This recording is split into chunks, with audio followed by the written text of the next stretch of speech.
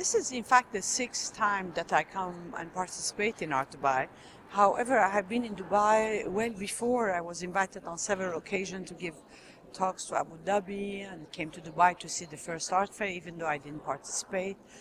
And I like it because it's one of the very few places, if not the only place, where so many galleries from the Arab world, Iran, collectors, artists, and galleries meet. So it gives me the pulse of the region.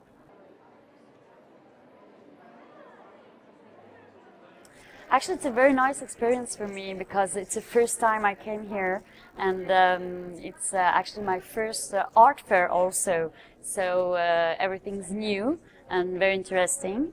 I've been traveling to the region. I've lived in the region for many years, but this is the first opportunity I've had to come to the fair itself. And I've thoroughly enjoyed being at the fair. Dubai, I think it's very special also.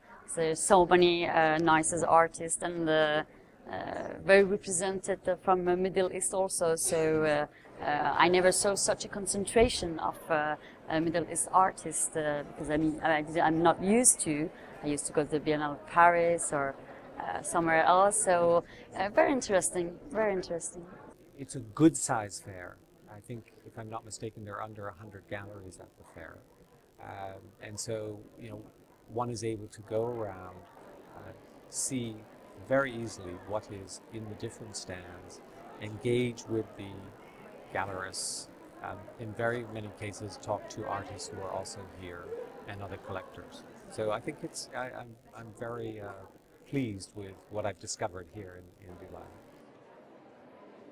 When they first started out, obviously being a new fair and one of the first art fairs in the region, there's a little bit of skepticism, maybe a bit of cynicism from the international community, and people in the area asked Rose if she would participate and that it would mean an awful lot to them if she did. And she is always up for an adventure and always wants to explore, and she came, saw what she liked and agreed to participate. And following that initial participation, many other galleries then joined because they felt it was given a stamp of approval from someone with a 30-year legacy of promoting art and artists from the region. I mean, what is wonderful is that there is a public, and your role is also educational, frankly. A lot of people here don't go to museums, except of course for the foreign and European community who have museums in their own country.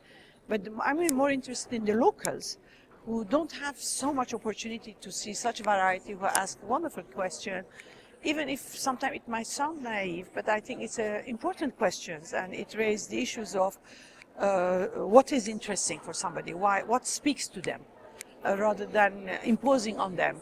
How do they have a dialogue with the artwork? And I see that they really do have a dialogue with the artwork.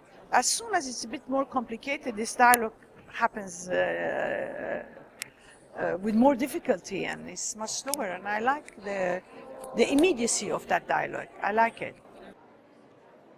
The whole fair has blossomed to embrace many other galleries, and there are people here from all over the world, and now a sort of bandwagon or rather more of an international community has been established for artists from the region, which is wonderful news for everyone, because when you have a community, you have more discourse, you have more debate, and also you can include more talented artists, and that's what everyone is here to do.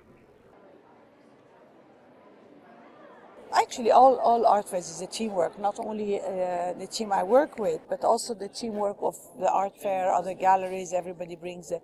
And Dubai is quite a cosmopolitan city, as we can see the number of not only galleries, but the people who live here. The amount of languages that one speaks. In one hotel or one airline, they speak 10 to 17 languages in the same airline. So this is what I like most, really. It's this cosmopolitan, new cosmopolitanism. And also the fact that everybody is young. I think I'm the oldest person in this art fair.